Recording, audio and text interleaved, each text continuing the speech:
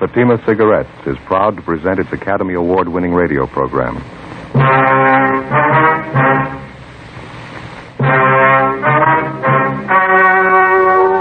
The story you are about to hear is true.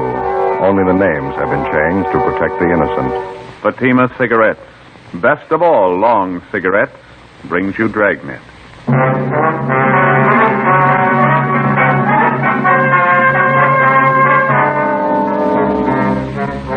You're a detective sergeant. You're assigned to homicide detail.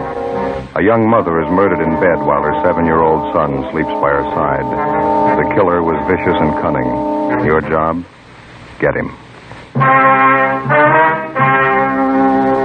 You'll be amazed when you compare Fatima with any other king-size cigarette. The size is the same. They now cost the same. But in Fatima, the difference is quality. You see, Fatima is the quality king-size cigarette because it contains the finest domestic and Turkish tobaccos superbly blended.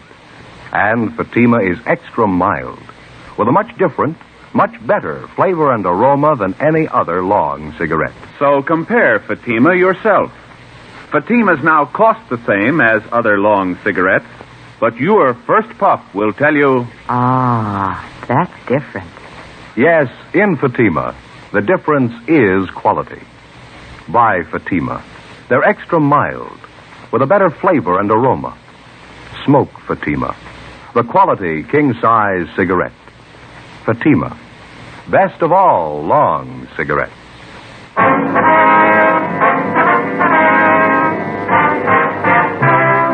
Dragnet, the documented drama of an actual crime. For the next 30 minutes, in cooperation with the Los Angeles Police Department, you will travel step by step on the side of the law through an actual case transcribed from official police files.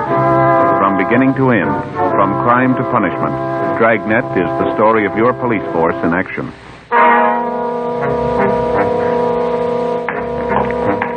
It was Monday, July 9th. It was warm in Los Angeles. We were working the night watch out of homicide detail. My partner's Ben Romero. The boss is Thad Brown, chief of detectives. My name's Friday. It was 11:25 p.m. when we got to 543 West Bixel Street. Front door. Homicide? That's right. This is Friday. My name's Romero. Klein, Unit 16R. How are you? Partner's Thomas. He's in with the victim's mother and son. Back this way, sleeping porch. Okay. What's the story? Really a nasty mess. Looks like a shotgun. Victim's face is half gone. What's the name? Josephine Stevens, 28 years old. Well, what do you got so far? Not much. Her mother's in a state of shock. Talked to the young boy for a minute. Pretty terrible. Here's the sleeping porch. Dear God. Yeah. You got a little kid by her side. It knocks the props out from under you. What do you got on it? Seems as Josephine Stevens and her 7-year-old boy was sleeping in the bed when it happened. Haven't been able to fill it all out yet, but from what the youngster told us, it happened about 30 minutes ago. I'd say it was a shotgun, too, wouldn't you, Joe? Yeah, looks like it. You can see by the head of the bed here, it looks like shotgun pellets. Yeah. The screen in the door here looks like it was recently torn. Yeah, Thomas and I noticed that, too. We made an immediate search of the area. Didn't turn up anybody. Backyard, round the side, shrubbery. Didn't find anything. Yeah? We were careful not to step off onto the soft earth anywhere around. Didn't want a chance destroying any prints or anything. That's fine. Did you talk to the girl's mother at all, Klein? Very little. She's still hysterical. Doesn't seem to know what she's saying. Couldn't tell us very much. Yeah, well, let's step into the next room, huh? Room's just the way we found it. Nothing out of order.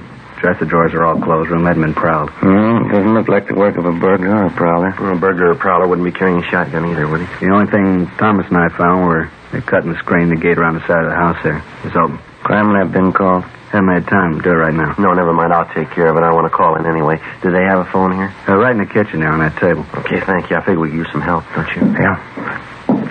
Right there to your left. Yeah, I see it. Thank you.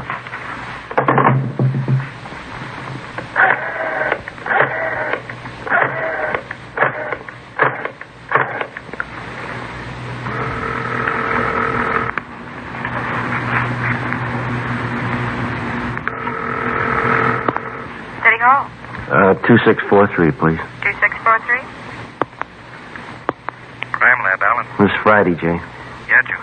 We're at 543 West Bixel. Got a homicide. We're going to need prints, photographs, the whole deal, Jay. Looks like the woman was killed with a shotgun. Now, let me double check that address, Joe. 543 West Bixel. Yeah, that's right. You got a phone out there? Yeah, it's Hollywood 93199. We'll get right on it, Joe. Thanks. Say, Jay, could you transfer me to 2521, please? Right.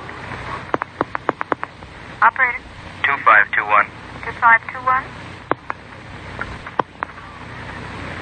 Homicide, Sanchez. Sanchez, this Friday. What'd you find out there?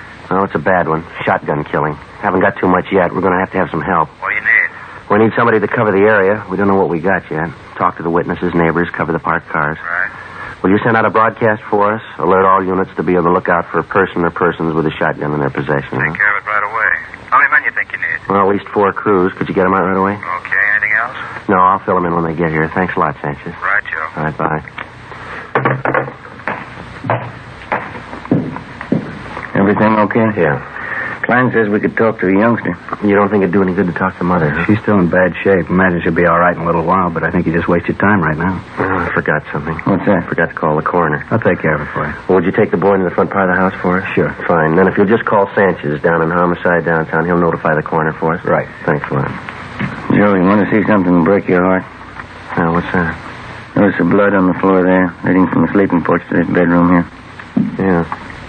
Look like small footprints, huh? They are. Little boy. Well, let's go in the front room. This is a boy, 7 years old, name's Charles. Right. Thanks, Connie. I'll make that call for you right away, Friday. Hello, son. What happened to my mommy? I'm sorry. You better take it, Joe. Yeah. Come over here to me, son. Charles, is that your name? Charlie. Well, my name's Joe, Charlie. Yes, sir. Mr. Joe? Well, it's Joe Friday, son. Mr. Friday. Are you a policeman? Yeah, that's right, Charlie. Now, that other man in the uniform, Officer Klein, Yes, sir. he said you might be able to tell us what happened here. Do you feel like talking about it, son? Mr. Friday, do you know what happened to my mommy? Well, that's what we're trying to find out, son. We'd just like to ask you a few questions. She's hurt bad, isn't she? Did she talk to you? She wouldn't talk to me. Grandma and those other policemen wouldn't let me stay in there. Well, can you tell us what happened here? You want me to tell you like I told the other policemen? If you would, please. I wish you'd let me go in and see Mommy. She could tell you a lot better than I can. Well, she's hurt kind of bad, son. We just thought that maybe you'd tell us. Well, we were sleeping in the bed on the back porch. Mm-hmm. We just got to bed, and Mommy was reading me a story. And I heard this man at the screen door. Did you see the man, Charlie? No, I didn't. Mommy wouldn't let me. Well, how do you mean, son? How do you know it was a man, then? Somebody was cutting the screen at the door. I thought it was a man. But you're not sure you didn't see him? No, sir, I didn't see anybody. It was dark outside. You heard somebody cutting the screen, though, is that right? Yes, sir. Then Mommy sat up in bed. I started to sit up, too, but she wouldn't let me. She pushed me back down and said, keep down. Mm-hmm. Can you remember exactly what she said, Charlie? She said just to keep down. That's all she said. Well, then what happened? I heard this big gun, and Mommy fell down in the bed again. I could tell she was cut. I could see blood all over her. Mm-hmm. I tried to talk to her, but she wouldn't talk to me. So then I went to get Grandma. Now, after you heard the gun, did you hear anything else? I don't know what you mean. Well, did you hear anybody running outside the house? Anything like that? I don't remember. I don't think so. I got up and went into Grandma's room. I was awful scared. I don't know why Mommy wouldn't talk to me. She always used to when I was scared. Well, now, can you think of anything else that you might be able to tell us, son? No, sir. I just don't know why anybody would hurt my Mommy. She's so good. She never hurts anybody. Where's your father, Charlie? I don't know where he is. They don't live together anymore now. Mm-hmm. How long has it been since you saw your father, son? Just last Sunday it was. Yesterday, I guess. I see him every Sunday. Well, do you have any idea who might want to hurt your mother? No, sir. Nobody. All right. What do you think, Ben? Charlie, Yes, sir? did your mother and father seem to argue with one another very much? Before we moved here to Grandma's house, we used to argue all the time. That's when we lived in the apartment. Is that why you moved over here, son? Yes, sir, that's partly it. Mama had to work, and she didn't want to leave me alone here, so we moved over to Grandma's house. Mm-hmm. Do you think your father would ever hurt your mother? Did he ever say anything about ever hurting her? My daddy was always so good to me. He used to buy me all kinds of things. I don't think he was ever mean to anybody. See? Do you remember your mother ever saying she was afraid of anybody? No, sir. She was never afraid of anybody. How do you know that, son? She and Grandma used to always tell me that I'm the man of the family. As long as I'm around, they're not scared of anybody. Oh, I see. But when you talk to Mama, you won't tell her, will you? Tell her what, son? She always says that big men don't cry about things. When Grandma came out on the porch, she started to cry, and she took me into her room, and she cried some more. I guess I cried a lot, too. When you talk to Mom, you won't tell her that, will you? No, we won't. I've never really known. Is that right? Do big men ever cry? Yes, son. They cry.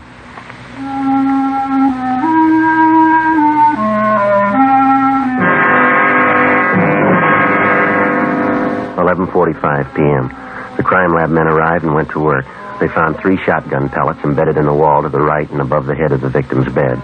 2 additional lead pellets were removed from the bedstead above the pillow on the right side of Josephine Stevens' bed.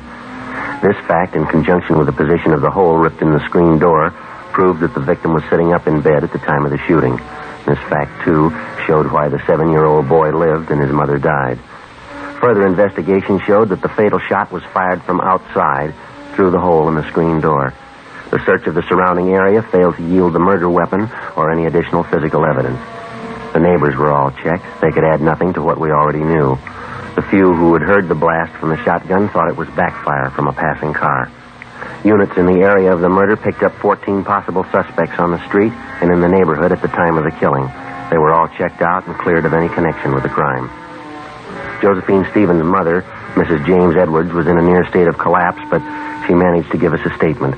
Her story corroborated that of 7-year-old Charles Stevens.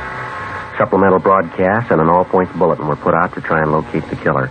Ben and I drove over to 1543 East Workman Street to check out the husband of the murdered woman. Well, this is it, huh? Yeah, White House, yeah. All right, let's go.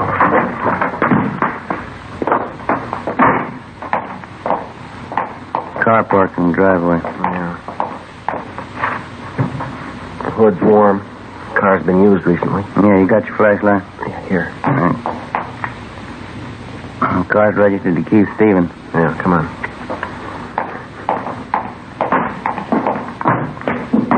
The lights are on inside, huh?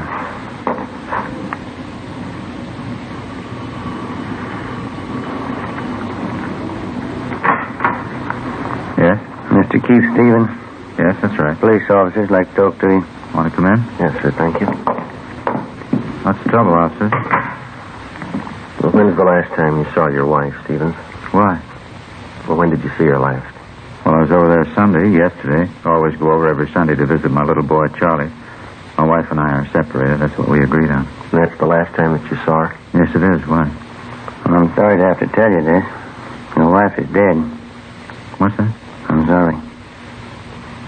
You're kidding. She was all right yesterday. There must be some mistake here. No, sir, I'm afraid not. Josephine Stevens. You sure? 543 West Bixel Street. I gotta sit down. What happened? She was shot. Well, how? I can't believe this. Well, we're working on it now. Somebody shot her while she was in bed. I just saw her yesterday. How did it happen? Was it an accident? No, sir. Somebody killed her.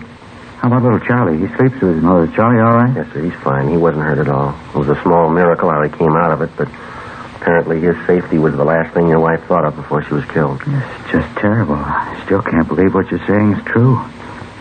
Who in the world would do a thing like this? We want to know that, too. We need your help. Well, where's my boy? I better go right over and see my boy. He's in good hands with his grandmother. We just want to ask you a few questions, and then you can go right over and see him. All right. You gotta get whoever did this terrible thing. Yes, sir. We're going to try. Now, how is it that you happen to be up this late at night? I just got home from work. I worked the swing shift at Gibney's. That's the steel mill down in Alameda? Yes, that's right. Did you work today? Yes, I told you. I just this minute got in. Swing shift. What hours would that be? 4 to 12. Did you work the full shift today? I did. You don't think I would have done this thing? We have to check everybody. Is there somebody out at the plant that can verify the fact that you were out there during the entire shift today? Yes, my lead man and I always punch my time card in and out. How do you get to work? I drive. My car's right outside there, blue Chevy. Do you own any firearms? No, I don't. You ever owned any? No, never have. Didn't want a gun around with a boy. I see. You live here alone? No, since the wife and I split up, I live with another fella here. Mm-hmm. Where is he tonight? He's out somewhere, usually home when I get here. Do you have any idea where he might be? Does he go out much? He goes out quite a bit. He's going with some girl. Might be at a movie or something like that. Does he know your wife? Well, not too well, no. I think I took him over to the house one Sunday. He met my son Charlie and my wife. Try to take it easy, Mr. Stevens. Oh, I'm sorry. It's kind of hard to take. Yes, sir, we understand. This man that you live with here, what's his name? Carl Walters. Where'd you know him from? He advertised in the papers. He said he wanted somebody to share a small house with him. I answered the ad, and we seemed to hit it right off from the start. He's okay. What do you know about him? I know enough to know he's all right. I wouldn't want to get him mixed up in this. Well, has this Walters ever been in trouble? Has he ever been arrested? Not that I know of. He's a good guy. Fine Army record. Okay. Have you ever been arrested? No, sir, I never have. Any kind of an arrest, misdemeanor, anything like that? Never. You never been in jail for any reason? No, sir, never have. I had traffic tickets, but I've never been in jail for any reason. I always paid my fines, never had any trouble. Have you any idea who might want to do a thing like this? No, no one. How did it happen? Did they break in the house? No, it wasn't burglary or anything like that. Somebody just wanted to do away with your wife. If you can think of anybody who might do a thing like this, it'd help. You know, we've been separated for a while. Maybe she took up with someone to do something like this. I wouldn't know. I can't think of anybody I know that'd do this. I see. She and I have had our ups and downs, or we wouldn't be apart. We've argued time and again over the custody of Charlie, but nothing serious. Can't tell you what a shock this is to me. You say that you don't own a gun. Do you know of any of your friends or hers that might? No, I can't think of anybody. Well, this fellow Carl Walters, what can you tell us about him? Now, please, he's all right. He certainly had nothing to do with this. Well, we just want to be sure to check everybody out. If you can tell us, it may save him some embarrassment. Well, I realize you have to be sure, but please believe me, he's all right. You say he doesn't know your wife at all? No, just that one meeting. You're sure he couldn't have had any part in it? Absolutely sure. Mm-hmm. What kind of a fellow is he? Oh, average guy, I guess. Likes to swim, plays a little golf. Always wants me to go out camping or hunting with him. Do you ever go with him? No, I haven't so far. He wants to go on weekends, and I like to see my son on Sundays, like I said. What does he hunt, do you know? He's not much of a hunter, really. He just likes to go out for ducks once in a while. Does he keep his equipment here? No, he doesn't over at his father's house. Does he ever hunt for anything besides ducks? No, I'm positive about that. He's always saying how he never could shoot a deer. Says he gets buck fever. Can't say I blame him. He ever tell you what kind of a gun he had? No, not that I recall. Still think he had a part in this? We didn't say that. What's his duck hunting got to do with it? Well, when you hunt ducks, you use a shotgun.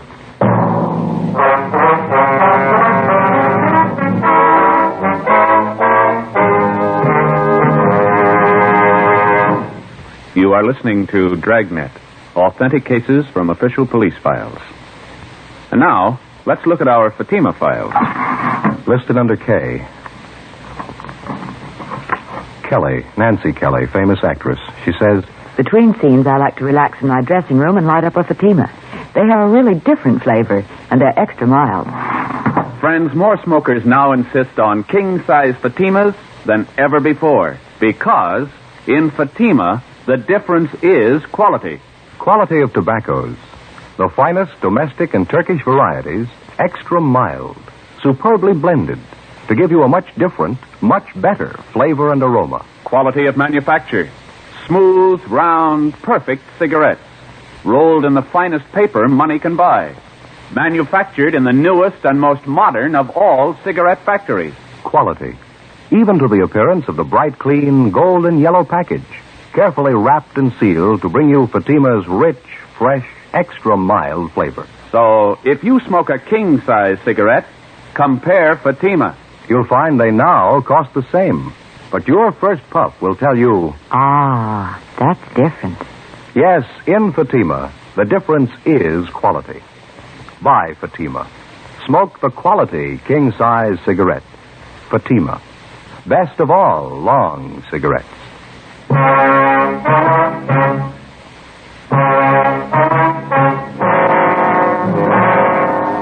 Tuesday morning, July 10th, 1 a.m. We continued to question Keith Stevens about the murder of his wife. He could add very little to what he'd already told us. We made a thorough search of his house and garage. We searched his car. We found nothing that would incriminate him in any way. 1:37 a.m. Carl Walters The man who Keith Stevens lived with returned home. We retraced his steps for the night of July 9th. All his time was accurately accounted for. We talked with his father. We were told that the shotgun had not been used for about 10 months, since last duck season. We looked at the gun and noticed that it was covered with lint and had not been recently fired. We talked to the plant foreman at Gibney Steel Mill. He verified the fact that Keith Stevens worked his full shift on July 9th and did not leave his job until 12 midnight. At this point, both men were clear of any complicity in the murder of Josephine Stevens. Tuesday, July 10th, 8 a.m. We made the usual routine check of R&I of the 4 people involved in the case so far. Josephine Stevens, the murdered woman, her mother, Mrs. James Edwards, the husband, Keith Stevens, and his friend, Carl Walters. Here it is, Joe. One package. Nothing on Josephine Stevens or Miss Edwards. That's right. And Carl Walters is clean. He kind of makes a liar out of the husband, Keith Stevens. It's his package. Yeah, or he forgot. Let's see. Keith Stevens. Here's the arrest report, one only. Let's see. It's 4127A. Yeah, picked up from drunk charge. He didn't forget, Joe. This was on June 7th last. Yeah, let me look at that officer's statement, huh? Mm-hmm. Let's see. Above suspect was picked up in the company of co-defendant Michael Duff, booking number 8023. Both suspects were drunk and disorderly at the time of arrest. Their condition was such they were unable to care for themselves. No, he didn't forget. Hey, Mary. Yes, sir? Pull this package for us, will you, please? Booking number 8023. Give us a mug if he's got one, huh? What was that arrest date? June 7th, 51. Thank you. Well, it's an outside chance. He lied once. Maybe he'll lie again. What do you suppose he was trying to prove by not telling us about this? Oh. Here you are. Oh, thank you, Mary. That's a little bigger package, huh? Yeah. Look, his R card. He's done time in Quentin. Yeah. 1933, Grand Theft Auto. Did 4.5 years, paroled out in 37. There he is, back in again on suspicion of robbery. 1946, charge released. Picked up again, suspicion of robbery, released again. Michael Lewis Duff, alias Mickey Duff. Stevens is moving in pretty fast company. Yeah. Look here, this is the guy, all right. Here's that last drunk arrest. See on that we saw on Stevens, June 7th? Yeah, Is there a mug there, Joe? Let's see. Well, there's this one on that 211 arrest in 47. Yeah, I see that one. It's pretty old, though. It's a little worn. Kind of hard to see. We'll check that last arrest report on the drunk charge. Maybe we got one of those auto photo strips. That ought to do it. I hope so. Yeah, here we are. Let's see. Yeah, those auto photos are good mugs, aren't they? Yeah. What address did he give on that last arrest? 5234 West Main. No. All these other addresses are just transient hotels. That Main Street address, the most recent, looks like the best bet. This is probably why Stevens lied about being arrested. Yeah, let's see if he lied about anything else. We drove over to 5234 West Main Street. It was a small 2-story rooming house. We checked with the landlady, and she told us that she had a man registered under the name of Michael Duff in room 20. She told us that he had just walked out a few minutes before we arrived, saying he was going down to the corner to buy a newspaper. We identified ourselves and stated that we'd wait in his room for him. We asked her not to tell him. She went upstairs with us and unlocked the door to room 20. We made a thorough search of his place. It was a 2-room apartment. I searched the living room, and Ben went over to the kitchen. Joe, come here. Yeah. Look here. Look, I'm up under the sink here, cradled in the gooseneck of the drain. Yeah, shotgun. Yeah. Just a minute.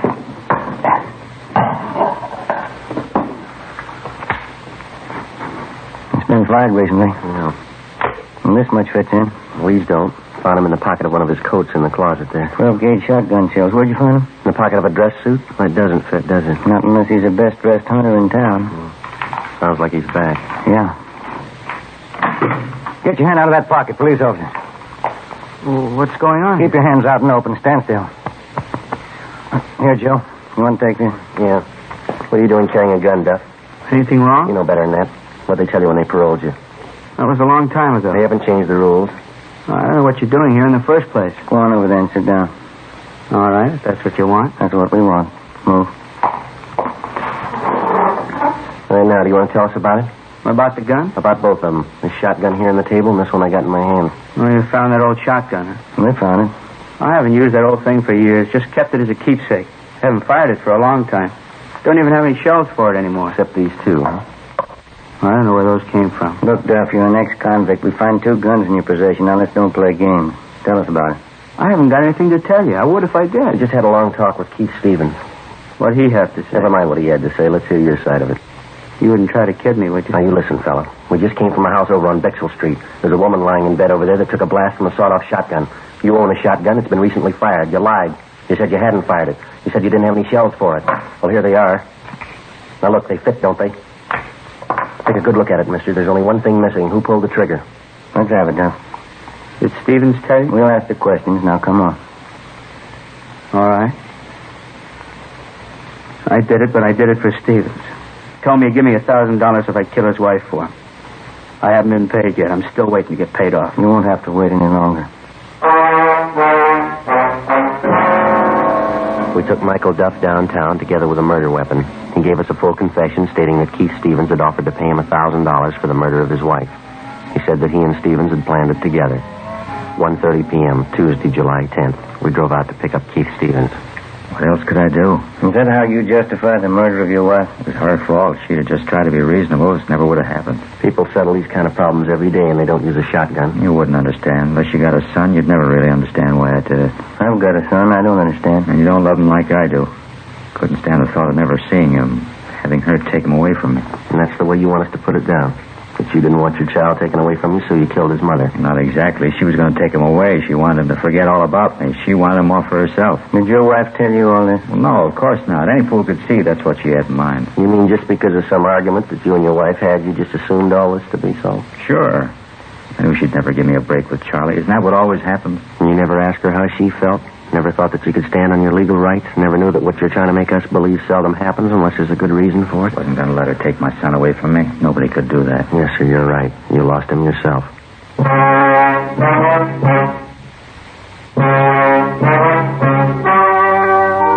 The story you've just heard was true. Only the names were changed to protect the innocent.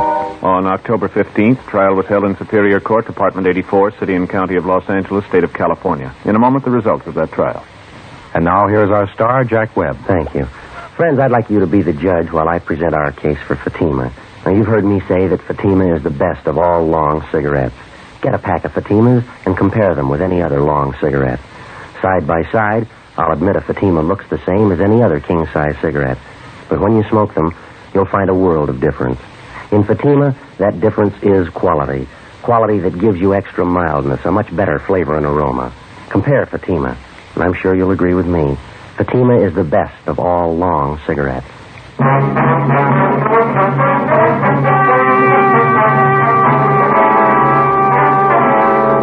Keith Edward Stevens was convicted of murder in the first degree and received a life sentence. He is now serving his time in the state penitentiary.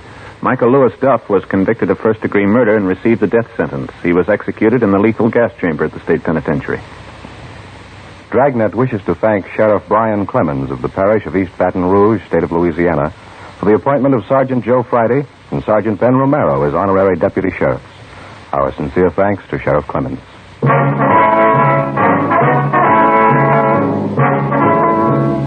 You have just heard Dragnet, a series of authentic cases from official files. Technical advice comes from the Office of Chief of Police W.H. Parker, Los Angeles Police Department.